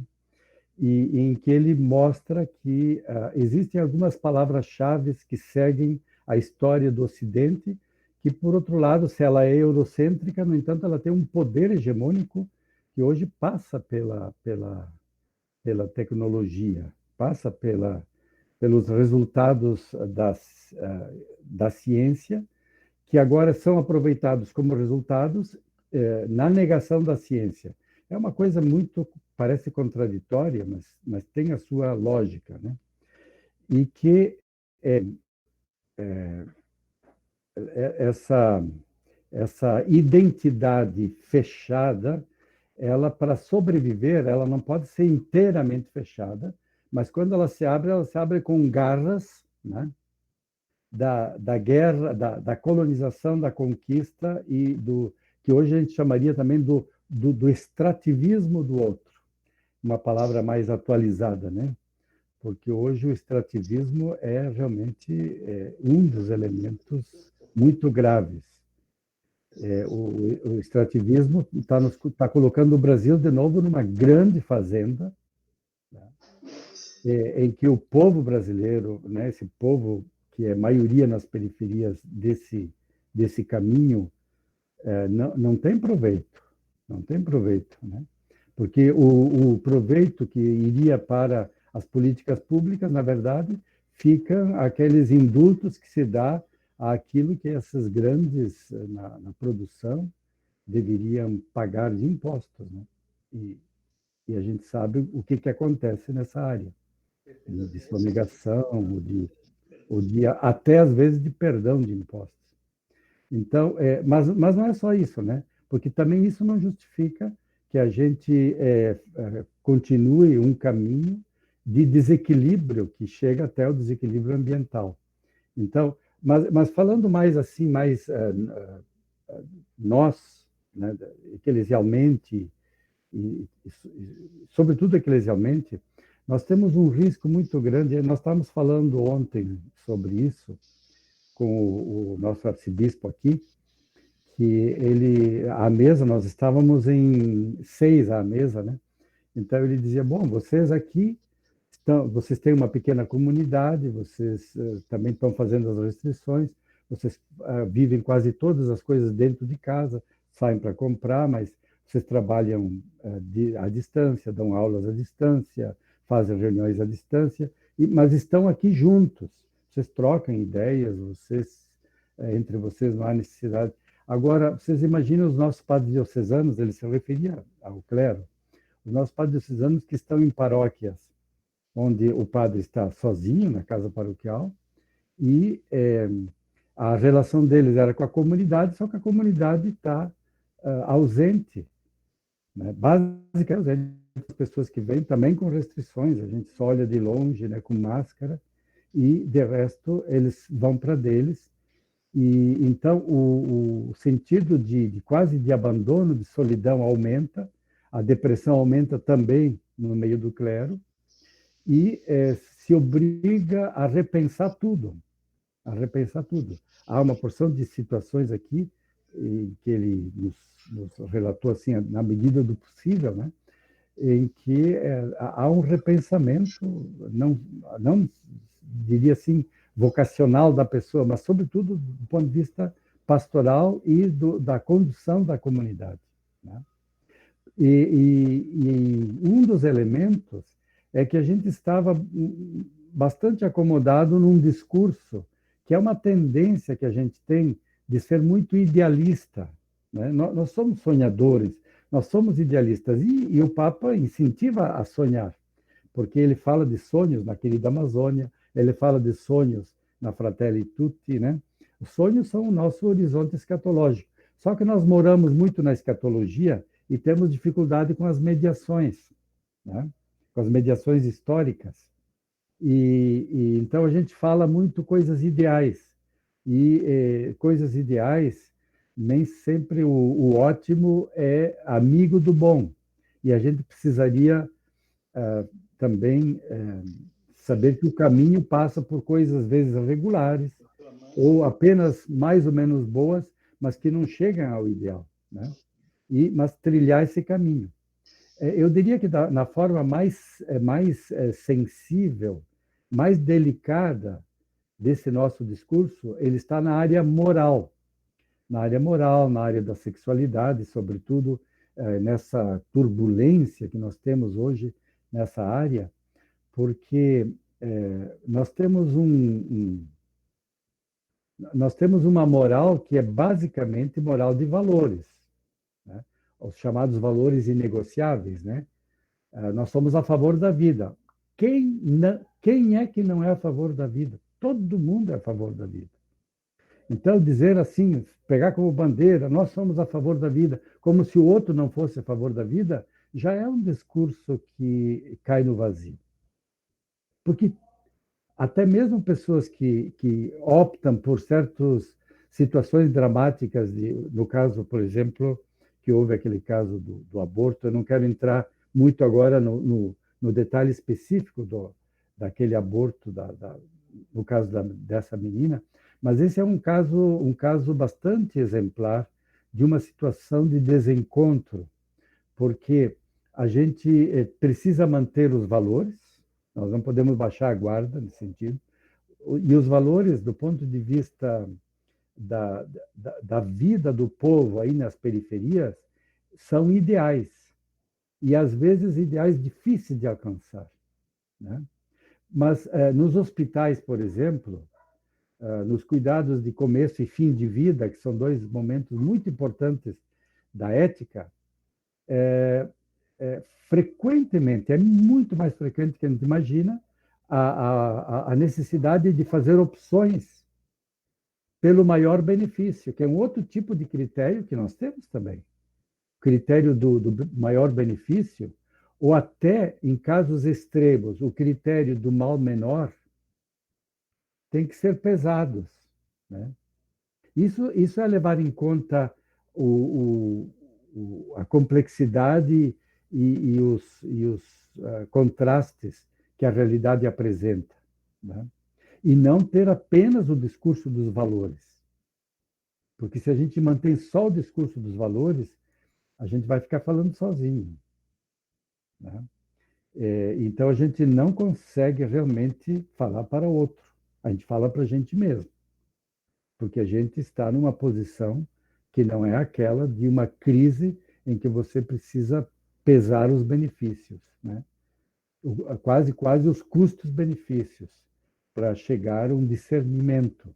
Então, eu acho que a nossa formação, ela hoje tem que apontar muito para o discernimento, né? Para a gente não ser um universalista abstrato, porque senão a gente fala grandes palavras, né? E essas grandes palavras são abrangentes, dizem tudo, mas é como a lógica grega, né? O ser é a mais abrangente, a mais universal das palavras, mas também é a mais pobre de conteúdo. Então, nós falamos tudo e não temos conteúdo concreto na tendência do universalismo. Mas isso eu diria que é uma tentação, é um certo vício que nós carregávamos, porque a realidade ela já estava mais ou menos resolvida, a gente só bastava a gente colorir a realidade, né? Agora não, é preciso realmente construir. Eu fico aqui para não abusar da palavra.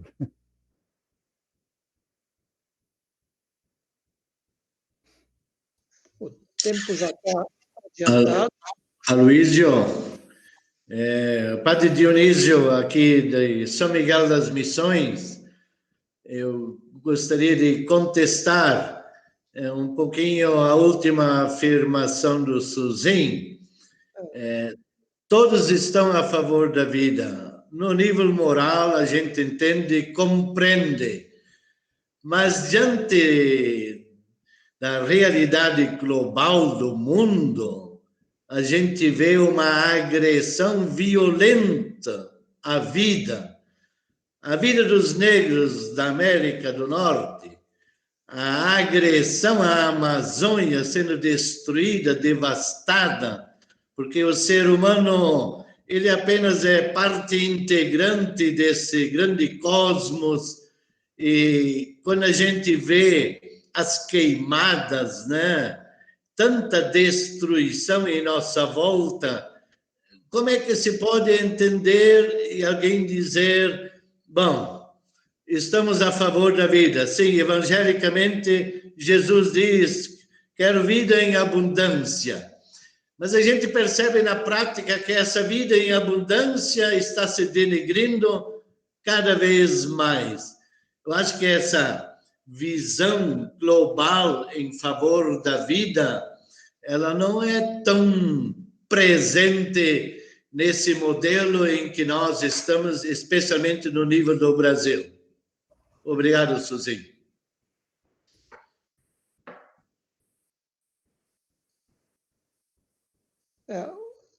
Se quiser retornar, Suzy, acho que o tempo já está... Eu apreciei muito a nota, a observação, né?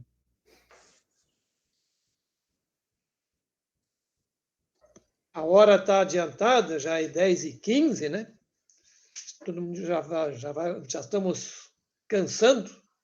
Ou alguém tem mais alguma questão importante, né? Senão...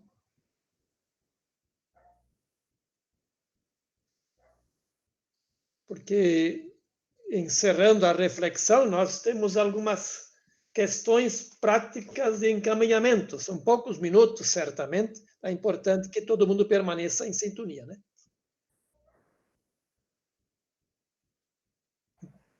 Então, agradecemos ao Frei, né?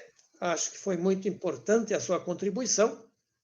Nos vai iluminar naquilo que somos desafiados a pensar e decidir, fazer aqui para frente, né? Muito bom. Então, muito obrigado ao Suzin, em nome da Diocese toda, né? E, quem sabe, a gente se encontra mais vezes, né? Então, um abraço, fique à vontade.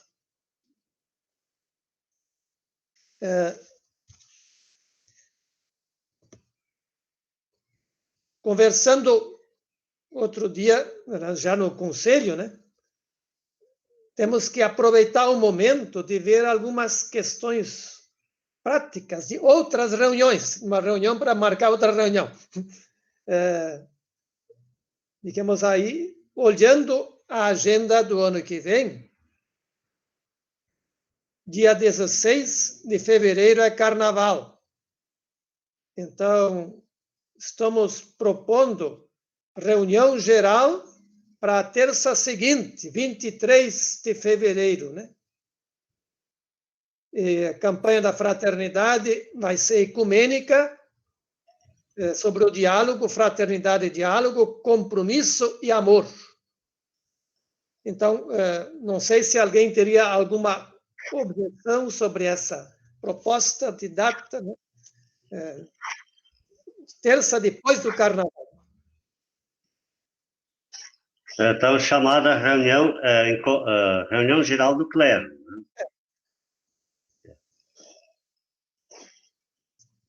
Se tivermos condições de fazê-la presencial, ou se tiver o contexto de muita pandemia ainda, né? Daí temos que, sem vacina, de repente temos que fazer desse jeito mesmo, né? Uhum. Alguém tem uma colocação? Tá bom? Então, fica marcado dia 23 de fevereiro. E como este ano estava prevista a elaboração do novo plano de pastoral, foi até encaminhado algum questionamento sobre isso, mas sem as devidas condições para fazer o processo, né? E optou em protelar. E mesmo a assembleia presencial, teria que ter uma assembleia presencial, se pensava, né? Então, em reunião do Conselho de Presbíteros, também se sugeriu fazer uma assembleia de pastoral, a menos breve, a mínima, né? Mas no início do ano que vem. Então, aí, vendo com o bispo algumas datas possíveis, para não chocar com outros eventos, estamos propondo 16 de março. Também é terça-feira, já mais ou menos no meio da quaresma, né? A meio caminho. Esperamos poder fazer presencial esta assembleia, né? Uhum. Sim.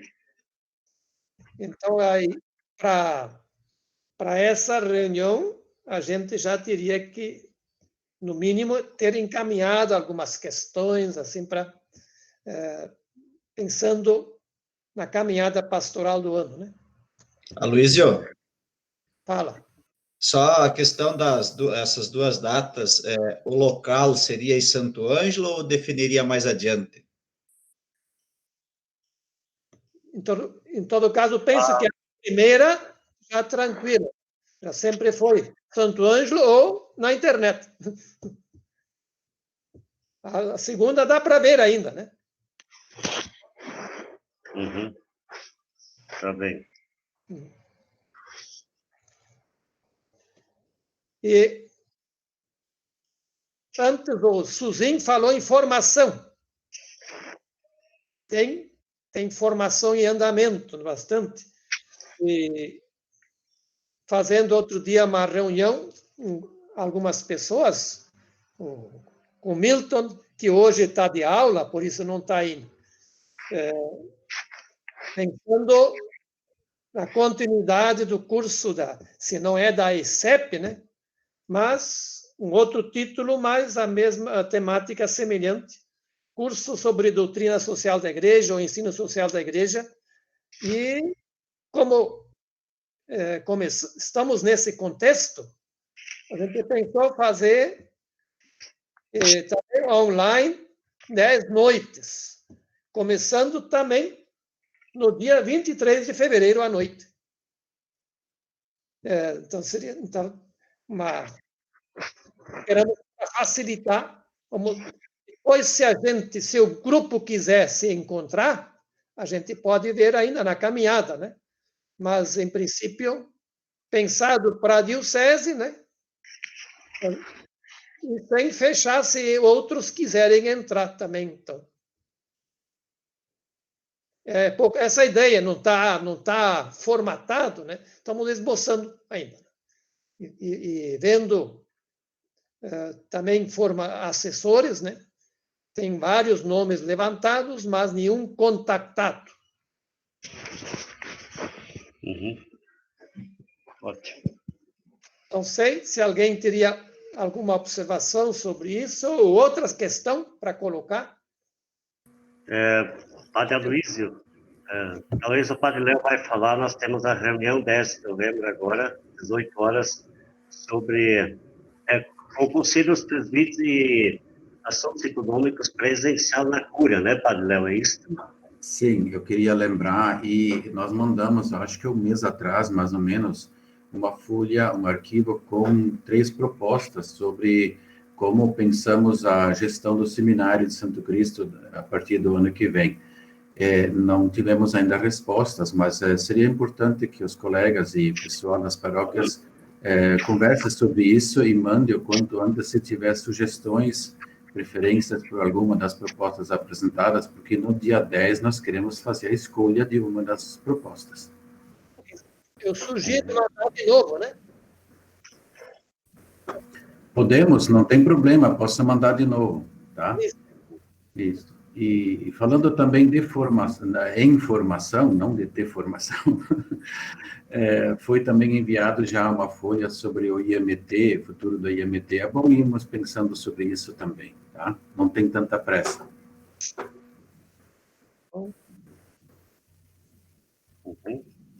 Mais alguém? Se me permite um outro assunto, Padre Aloysio, só anunciar, não vou me deter.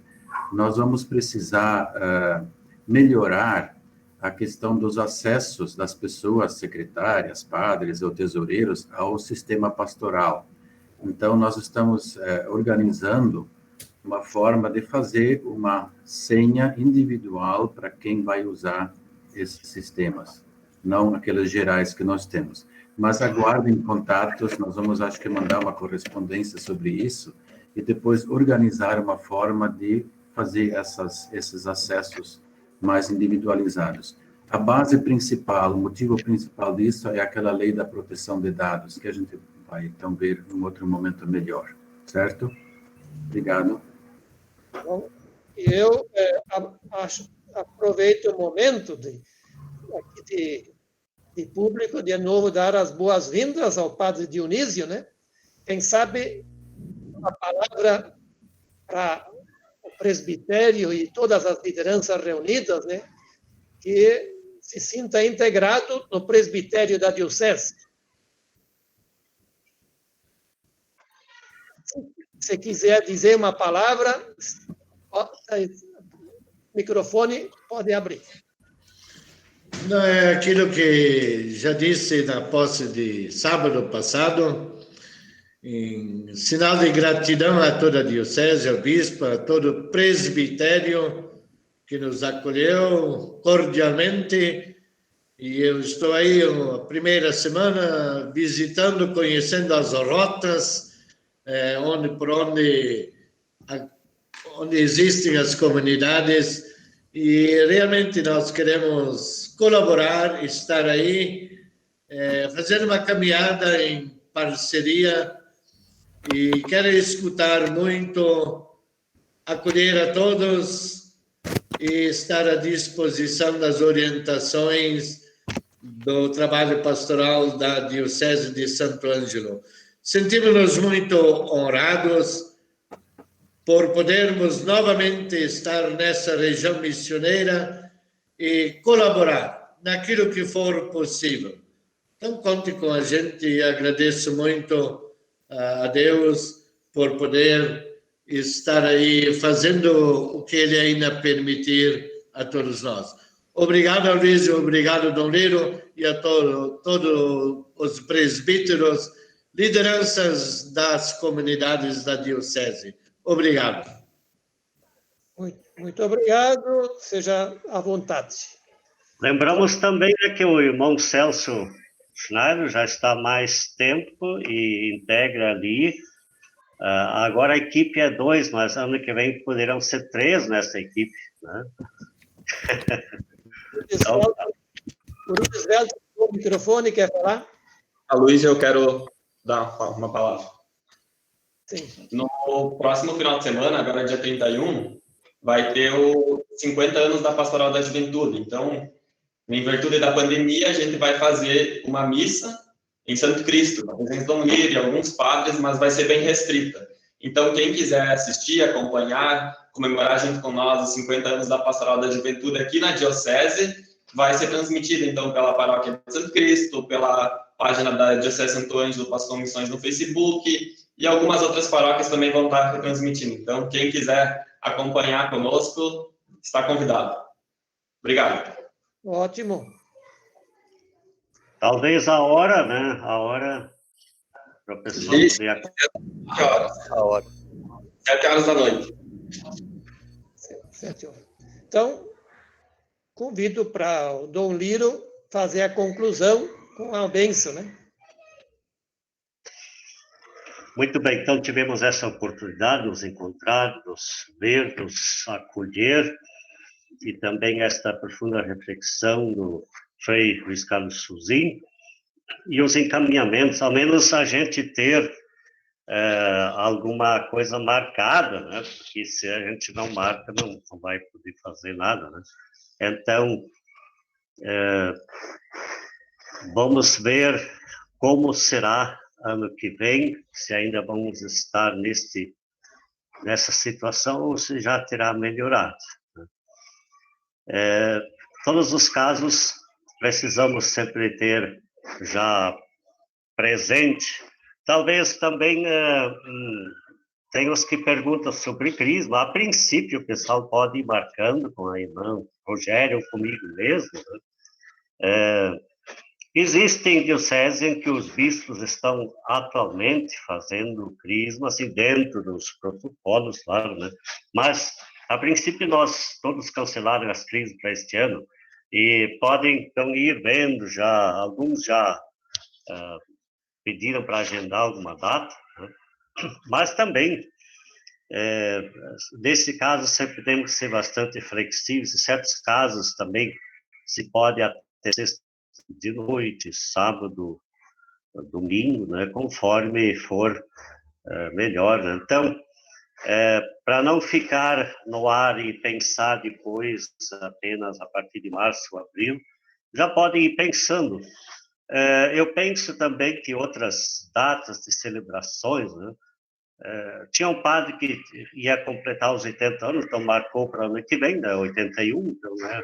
Nos 81 celebra os 80, né? Assim, como é normal, né, vai marcando certos eventos, né, embora talvez muitas coisas tenham que se projetar a partir do encontro geral do clero, que está marcado, então, para... Que dia ficou? 23 de fevereiro. Muito bem, obrigado a todos. Deus os abençoe, o Senhor esteja convosco. Ele está no meio de nós. Por intercessão dos santos mártires das missões e todos os padrinhos e padrinhas de nossas paróquias da Diocese, Sois-vos, ó Deus Todo-Poderoso, Pai, Filho, Espírito Santo. Amém. Fiquem em casa e o Senhor vos acompanhe. Amém.